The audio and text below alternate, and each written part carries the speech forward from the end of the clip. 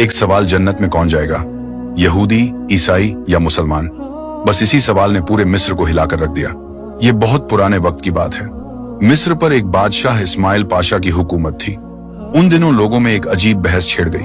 हर कोई आम हो या खास बस एक ही सवाल पूछ रहा था कि जन्नत में कौन जाएगा, यहूदी, ईसाई या मुसलमान। यह बहस इतनी बढ़ गई कि एक फितना बन गई।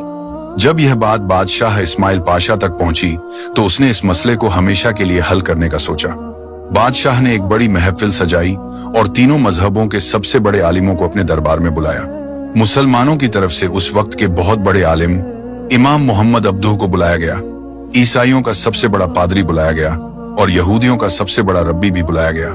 जब सब जमा हो गए तो बादशाह ने भरे दरबार में सबके सामने यही सवाल रखा, आप सब अपने अपने मजहब के बड़े आलिम हैं, आज आप यह फैसला करें कि जन्नत में कौन जाएगा, यहूदी, ईसाई या मुसलमान। सब एक दूसरे को देखने लगे। मुसलमानों की तरफ से इमाम मोहम्मद अब्दुह खड़े हुए।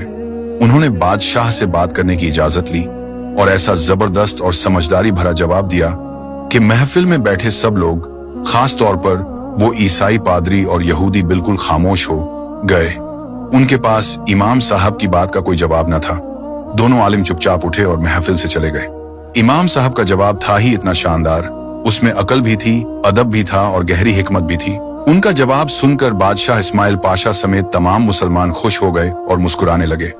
उस दिन के बाद यह बहस हमेशा के लिए खत्म हो गई। वो जवाब क्या था? इमाम मोहम्मद अब्दुह ने फरमाया, बादशाह सलामत, बात बहुत आसान है। पहली बात, अगर यहूदी जन्नत में गए तो हम मुसलमान भी उनके साथ ही जन्नत में जाएंगे, क्योंकि हम उनके नबी हजरत मूसा अलैहिस्सलाम पर पक्का ईमान रखते हैं।